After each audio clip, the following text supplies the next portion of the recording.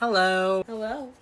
It is that time of the year. It's probably our final video of the year. Yeah. But it's our top 10 horror movies of 2024. Yes. We did one last year for 2023, and now we're doing one this year for 2024.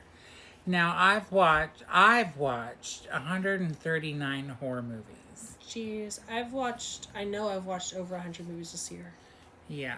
I've watched about 115, 120 movies. Yeah. But I I've don't been know. trying to keep up on that shit. I have a list on Letterboxd. You can find my Letterboxd. Maybe I'll tag it later. Yeah. Follow me on Instagram. Maybe I'll post it in my story or something. Yeah, but anyways, we've watched a lot of movies. Yes. And I'm still not through. I will continue to watch 2024 movies for the next month. Oh, good. Okay. To catch up. Next month, it's you have 2 days.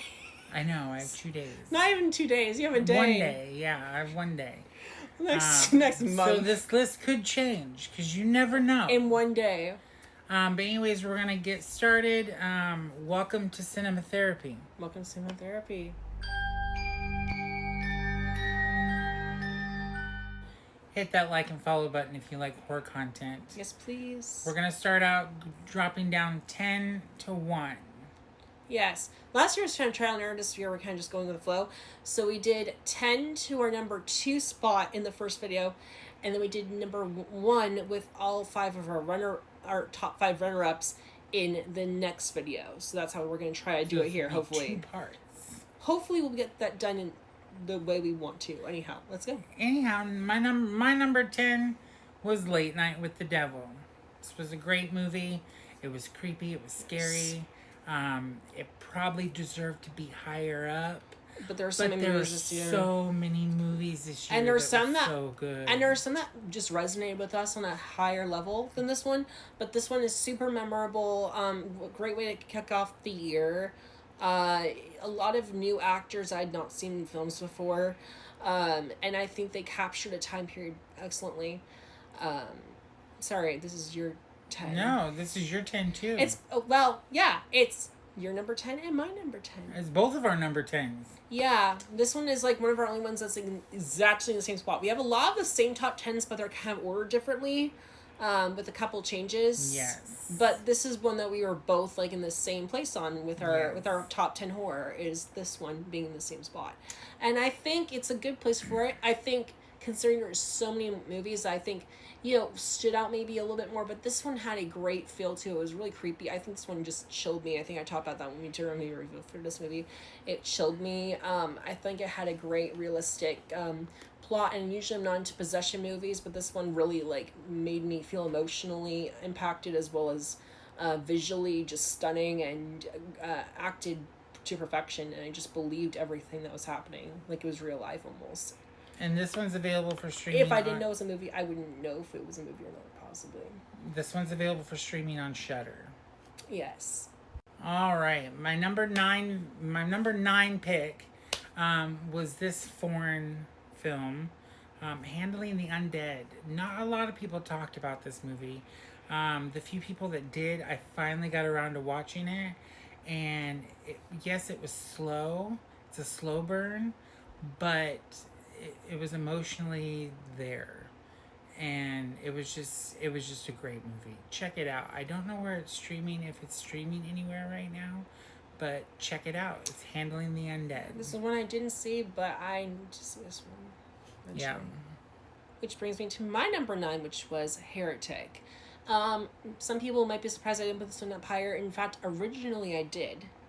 I think I toned it down a bit because some of the circumstances in the beginning of the movie I find a bit unbelievable. But all that aside, some people might think this movie dragged on a bit or whatnot. I thought this one had me kind of... Maybe it's because I saw it in theaters too. Maybe it's one of those movies you have to see in theaters to kind of have the same feeling from it. I just thought when you watch it in theaters, this movie just surprised me. And really, I think I've heard some people say this is one of the best... religious horror films I've ever seen, and I kind of, I think I probably agree with that. It was really redefining of the genre and in the era we are in, and I think Hugh Grant's performance was like perfect, and I really liked seeing Sophie Thatcher and the other actress, I can't remember her name, but both of them were, all three of them were fantastic, and I just loved their performances, and I thought this movie was really kind of crazy and really drilled me in, really reeled me in. And brings me to my number 8 movie. This movie surprised me. It was excellent. I was not expecting this movie to even make my top 10. Me neither. But it was phenomenal. Channing Tatum was creepy and charming at the same time. And all the other actresses were just phenomenal in this movie. Oh, yeah, it's a and the kick-ass. twist at the end, would you find... Yeah, I won't mention the twist, but... anyways, Blink Twice is my number 8 movie. And for my number 8 is Trap. This is probably my favorite M. Night Shyamalan movie, and I am staying on that bridge alone. I will die on that bridge. I know a lot of people give this movie hate, and I do not understand it. I thought this movie was fantastic. I know a lot of people said different things about this movie they didn't like. I really love this movie. I thought it was great. And I think, you know, they didn't focus on M. Night Shyamalan's daughter too much, but I think she was a good enough presence in this movie. Just the scenario, the way they portrayed it. Josh Hartnett is such a legend, and I think he's arguably, debatably a better actor now than he was even when he was in his 20s. I love a lot of those early movies he did in the 90s. I grew up on Halloween H2O. That was one of the first horror films I saw when I was like 13, 14 years old. And, you know, all of his movies, this movie was just wonderful, and the cast and the plot twist, about midway through, maybe people are expecting more, but I think it's just one of the most gripping movies of this year, and I've had it a lot higher, and it's still just something that, you know, I love this movie. I think if you haven't seen it, you should definitely at least give it a shot and see if you like it as much as I did, or not, but I liked it, so. Number 8. All right, my number 7, I just had to, this one got knocked out of my top 10, and then I brought it back into my top 10, because I feel this movie is so underrated. It was one of the first movies we saw this year, in February, and Was it was not? just one of the first. Oh, it was not after our first. Founders Day, yeah. And another one that we saw that was horrible. Yeah. But it was phenomenal. Like, this movie was funny. You know, it wasn't really scary, but it, you know, it just had all the aspects of a good classic Tim Burton horror movie. We watched this Yeah. in theaters. Lisa Frankenstein, check it out. Oh, like, such a great Valentine's Day such treat. a great Valentine's Day movie. And now it's a comfort movie for me. Yes. And you'll see it higher on my list. And that brings me to my number 7, which is Blink Twice. Again, like we already discussed, like you discussed before, I love this movie. I think for a lot of the same reasons. I love kick-ass woman films, and this is a kick-ass woman film. I loved, last year I loved Wrath of Becky even more than the first Becky, and I love this movie. Just so many great actresses that upcoming. One thing I didn't even say yet was I love Gina Davis in this movie too. She wasn't in a lot lately, and you know, I haven't seen her in a while. A lot of us haven't, and so I thought it was really cool to see her come back into film, and it was such a crazy ride, and it was really emotionally empowering for these women. It's really sad, it's really tragic, and it's also really scary, and something that seems like it could really happen. And I just think that also for a directorial debut, for Zoe Kravitz. Yeah, this movie, she did such a wonderful job, and she put all her heart and soul into it, and I think it was phenomenal as a first directorial debut, and also for all these actresses and actors. A lot of people are going to throw hate on me for this, but Strange Darling is my number 6 movie of the year. I'm not. This fucking twist threw me off, and I was not expecting it. He expected it, but I did not. Some people did. I think more people didn't than did, but I was one of the ones that did. Yeah. It didn't surprise me. There's a twist in there that just completely blows you away. I didn't know it for sure, but I kind of assumed it, which it just kind of like, I was like, okay. Yeah. Anyways, it was a really good movie. Both of these people did great performances. Kyle Gallner. Yeah. And even, I love Kyle Gallner from Smile. But Hey, she did good too. Yeah, she did a good job too. But yeah, check out Strange Darling. I don't think it's streaming anywhere right now. It is available for purchase through physical media though. And that brings me to my number 6, which was Lisa Frankenstein. I absolutely adored this movie. In fact, I watched this now like 4 or 5 times, not recently, but since it came out initially. in theater and outside theater. I think we saw it twice in theaters, and I saw it a few times on my own. This movie is just so wonderful. I've shown it to a couple friends that are big horror movie fans because it's more of a horror comedy. It's a little bit lighter kind of horror. I just love it. It's such a comfort movie now. I think I can solidly say it's like a comfort movie for me now, and I can't wait to watch this one many more times. It keeps on solidifying how much I love Catherine Newton. Just like in Abigail, which is another movie I put really high up. She's just so amazing, and I think she's an under talked about actress in today's movies, especially in the horror genre, and she's so wonderful. And I just love this movie, and I love her in it, and it was really cool to see Cole Sprouse, right? It was Cole Sprouse.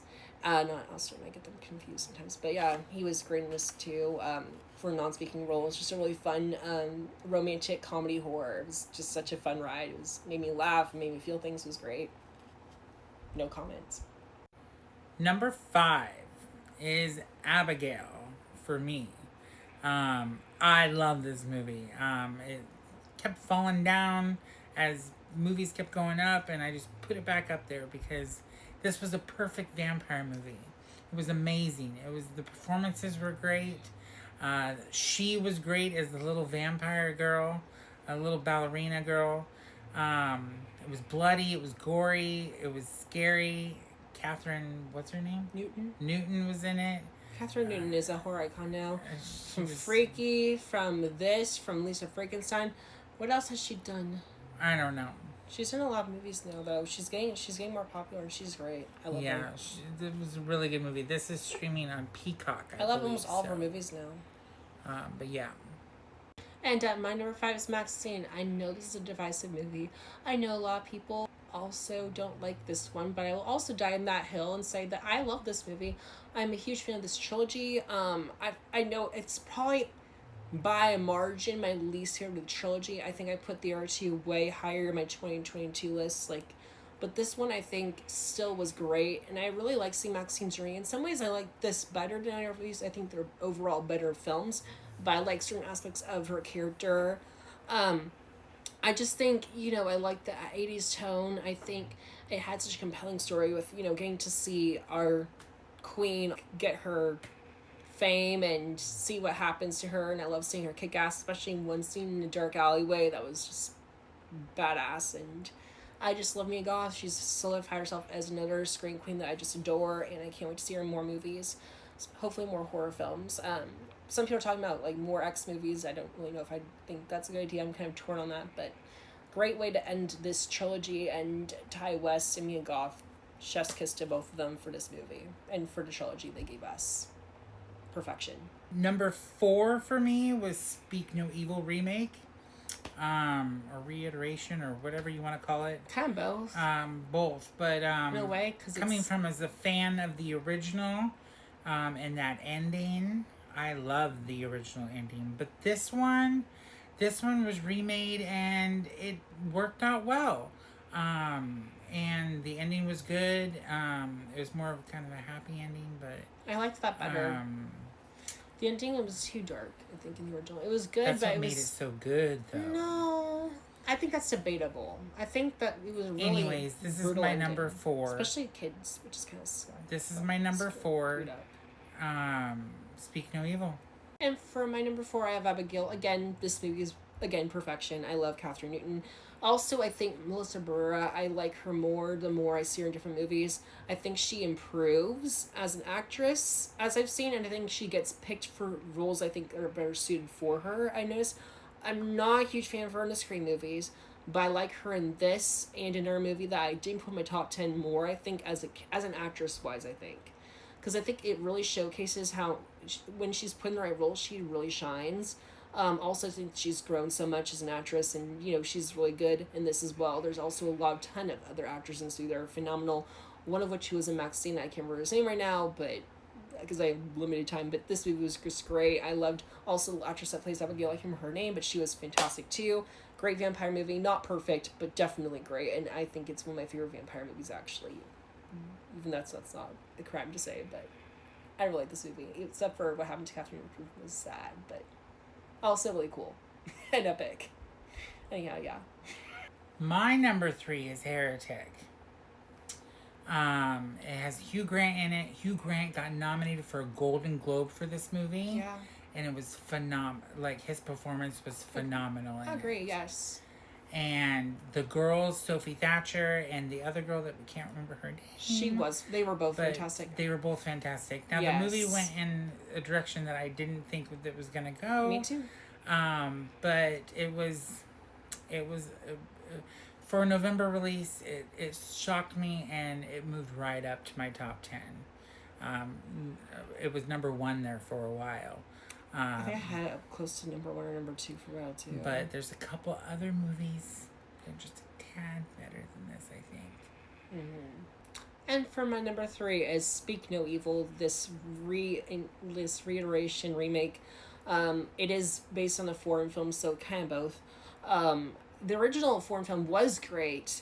Not a huge fan of the ending. It was really well done, but I personally wasn't a fan of it not because of it was like a dark ending, but I think it almost like it made you feel for these characters, and I just think what happened was so awful. And I love movies. I hate to say it, but I love movies where people kick ass, and I loved seeing, the final characters kick ass this movie. I don't want to spoil it, but there are final characters. If you don't like that, then you probably won't like this one if you like the original, but I liked it for that reason, so I think it's divisive on that end.